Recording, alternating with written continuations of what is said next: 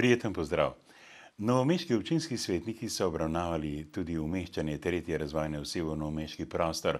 Potrdili so predlagano različico, hkrati pa stroki naložili, da ponovno prouči potek trase mimo Lešnice. Največ odprtih vprašanj je še vedno glede izgradnje priključka v Lešnici ali v Mačkovcu. Stroka je naklonjena slednji različici.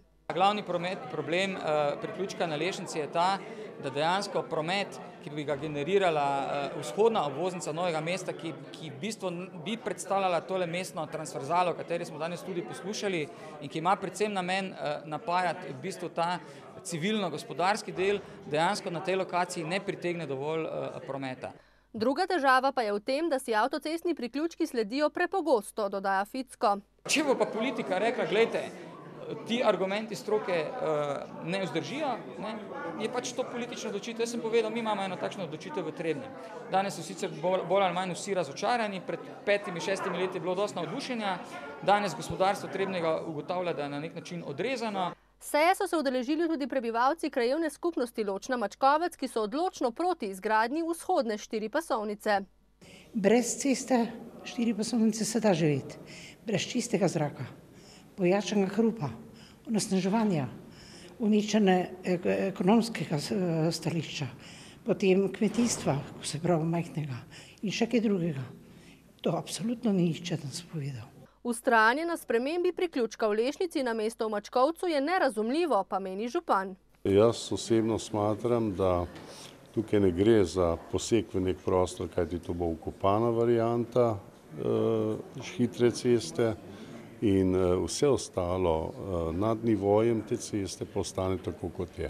Prihodnjo sredo bo sicer na Grnski šoli potekal zbor krajanov krajevne skupnosti Ločna Mačkovec, zbor krajanov pa naj bi imeli tudi v Šmihelu. Belokranjci, odločeni, da ne bodo več prenašali smradu iz črnomaljske bioplinarne in prašičje farme ter da ne bodo dovolili onesnaženja njihove podtalnice, so se, tako kot so napovedali, podali v Ljubljano. Ministru za kmetijstvo in okolje so izročili peticijo z 2780 podpisi, s katero zahtevajo takojšnjo ekološko sanacijo prašičje farme in bioplinarne, ki jo je po mnenju članov Proteusa treba vse začasno zapreti in to takoj.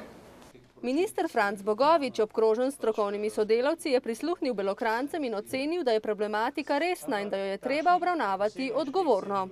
Tako da na današnjem razgovoru in tudi iz vseh teh dosedanjih informacij, ki sem jih dobil, nas čaka zahtevna naloga, da na področju same obdelave bioloških odpadkov pripravimo uredbo, ki bo jasno zapisala pravila na tem področju. Uredba je sicer že pripravljena in je v zadnji fazi usklajevanja, vendar v njej ni upoštevano dejstvo, da je ranljivost Slovenije zelo različna in da je Bela krajina po vseh standardih zelo občutljiva, pravi dr. Dušan Plut. In žal tega podatka in tega osnovnega vsebinskega izhodišča v pripravljajočih se odredbah enostavno ni. In to me zelo skrbi. Pa tudi sicer Belokranjci niso bili v celoti zadovoljni z današnjim sestankom pri ministru. Nismo zadovoljni zato, ker osnovni problem, to pa je enormna količina bioplinske gnojevke, ki se uporabi v kmetijstvu, za vladne službe oziroma za ministrstvo ne predstavljajo problema. Še vedno so na stališču, da je to organsko gnojilo, da se to uporablja, da je to v pomoč kmetom in tako naprej. So pa zadovoljni, ker jih je minister sprejel in prisluhnil in obljubil, da se bo skupaj s strokovnimi službami sistematično lotil vseh področij povezanih s problematiko bioplinarne, ki je po njegovem mnenju napačno umeščena v prostor. Računam, da bomo pred poletjem letošnjo leto prišli v Belo krajino. Člani okoljskega gibanja Proteus pa so mu zagotovili: Proteus ne bo odnehal, dokler se stvari ne uredijo, to pa zagotovo. Skupina Krka je v prvih 3 mesecih tega leta prodala za 273,5 milijona evrov izdelkov in storitev, kar je 6% več kot v enakem obdobju lani. Dobiček v višini 48,6 milijona evrov seveda, pa je bil za odstotek višji kot v enakem lanskem obdobju. Prodaja družbe Krka je znašala 259 milijonov evrov, kar pomeni 10% rast. Dobiček je dobrih 48 milijonov evrov, kar je za 2% več kot lani v enakem obdobju. 92% celotne prodaje so ustvarili na trgih zunaj Slovenije. Torej, ključni trgi so trgi, tako kot vedno razlagamo, vzhodne Evrope, to se pravi države bivše Sovjetske zveze, predvsem Ruska federacija, Ukrajina, Kazahstan, Uzbekistan, potem Srednje Evrope in v zadnjem času in pa tudi za v bodoče, predvsem Evropske unije, 15 držav plus Norveška, Švica in tako naprej. Saj smo mi v prvem kvartalu tega leta povečali skoraj za 1/3 prisotnost na teh tržiščih. Za investicijska vlaganja in naložbe so v skupini Krka v prvih 3 mesecih namenili dobrih 24 milijonov evrov, od tega 10,3 milijona v obvladujoči družbi in slabih 14 milijonov v odvisnih družbah. Začenjamo investicijo zdaj v poletnem času in sicer v infrastrukturo in tudi v proizvodne objekte v Krškem, v Novem mestu, v velik projekt Natol 2, tudi v poletnem času vreden 200 milijonov evrov. V Ruski federaciji so februarja lani začeli graditi nov distribucijski center in tovarno za proizvodnjo trdnih farmacevtskih oblik. Naložba je vredna 135 milijonov evrov. Krka je sicer vnovič dodatno zaposlovala. V Sloveniji se je število zaposlenih povečalo za 56, v tujini pa za 94. In tako bomo nadaljevali tudi do konca leta, se nameravamo povečati število zaposlenih tam za 4 do 5%. V skupini Krka je bilo konec prvega četrtletja zaposlenih skoraj 9100 ljudi, medtem ko v odvisnih družbah in predstavništvih v tujini dela 49% vseh zaposlenih v skupini. Evropskega prvenstva v Novem mestu ne bo, ker so novomeški občinski svetniki na izredni seji izglasovali predlog Gregorja Macedonija, po katerem bo občinski svet vse odločitve o nadaljnjem financiranju izgradnje športne dvorane Portorož sprejel šele, ko bo občina pridobila zavezujočo ponudbo izbranega izvajalca, da bo projekt zgradil za 9,8 milijona evrov. Na seji je namreč župan Alojzij Muhič zatrdil, da sta 2 gradbeni podjetji za pred meseci 18 milijonov vreden projekt zagotovili, da lahko dvorano zgradita za skoraj 8 milijonov evrov manj, a večine svetnikov to ni prepričalo. Namreč dejstvo je, da je za športno dvorano bilo do sedaj porabljenih že več kot 2 milijona sredstev in želimo, da se tudi morebitnih dodatnih 100 tisoč upravičeno, se pravi upraviči pred porabo. Župan to odločitev občinskega sveta, ki jo je podprlo 15 občinskih svetnikov, razume kot odločitev, da se ne gradi športna dvorana, ker nimamo zelene luči, da nadaljujemo postopek za pridobitev gradbenega dovoljenja. Torej, to so besede župana. Jaz mislim, da če ima župan namen zgraditi športno dvorano, bo na podlagi današnjega sklepa še bolj veselo delal v to smer. Namreč mislim, da je zdaj čas, da dokaže, da ima res dva ponudnika, ki sta mu obljubila, da bosta zgradila to zmanjšano dvorano za 9 milijonov 800. Gradbeno dovoljenje bi morali pridobiti do 16. maja, izpostavlja župan. Ja, zdaj, če bi šli naprej, bi potrebovali še 560 tisoč evrov. Lahko bi pa tudi samo s plačilom spremembe namembnosti zemljišča, to je 92 tisoč evrov, pridobili gradbeno dovoljenje. Z gradbenim dovoljenjem bi sicer občina lahko kandidirala za 2,5 milijona evrov državnih oziroma evropskih sredstev. Spet se zapleta pri državnih uradnikih, so ugotovili na seji odbora za hidroelektrarne na Spodnji Savi. Po 6 letih državni prostorski načrt za brežiško hidroelektrarno namreč še vedno ni sprejet. Prav tako na sprejetje še vedno čaka državni prostorski načrt za hidroelektrarno Mokrice. Sprejem državnega prostorskega načrta za brežiško hidroelektrarno do 30. junija in za mokriško hidroelektrarno do 31. decembra je ogrožen, izpostavlja predsednik odbora.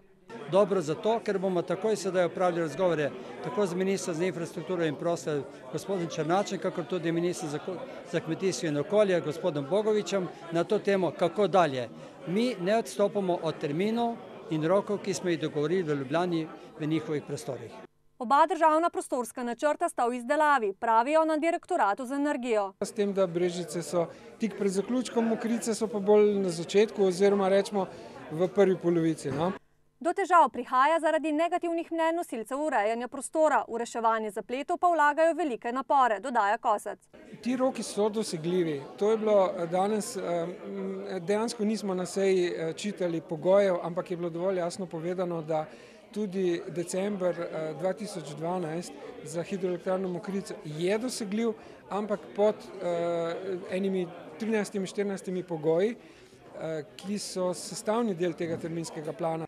Je pa v zaključni fazi gradnje krške hidroelektrarne. Gradnja akumulacijskega bazena poteka v skladu z pogodbenimi roki, z izvajalske pogodbe, tako da računamo, da bomo do konca meseca prišli do te faze, da bomo lahko začeli dvigovati vodo na koto 162 in je zadeva v zaključku gradnje.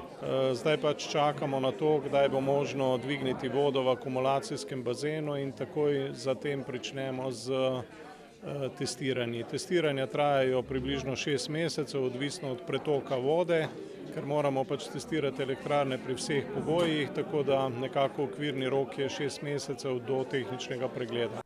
Hidroelektrarna naj bi poskusno začela obratovati v začetku naslednjega leta. Primož Kozmus bo prihodnje 3 mesece podredil osnovnemu cilju na prihajajočih olimpijskih igrah v Londonu v branitvi zlate olimpijske kolajne iz Pekinga. Dotlej pa bo potrebnega še precej trdega dela, saj konkurenca ne počiva. Kozmus je danes z delom svoje ekipe predstavil do zdajšnje priprave načrtov v tej športni sezoni, ki se zanj začenja s prvo tekmo 26. maja v Slovenski Bistrici.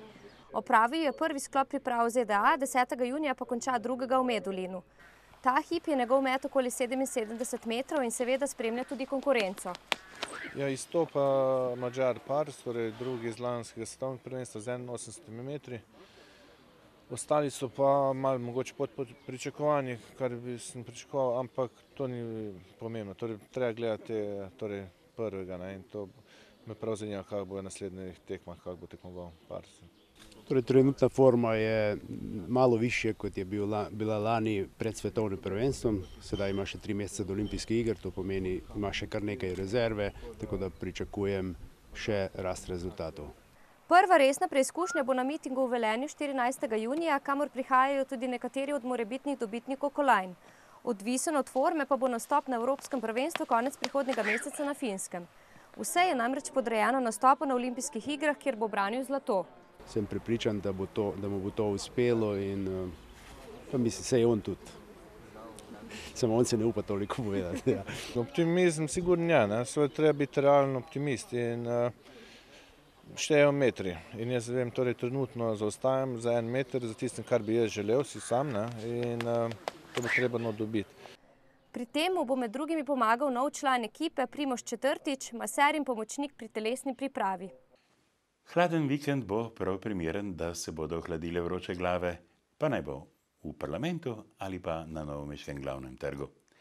Bodite dobro do našega naslednjega srečanja.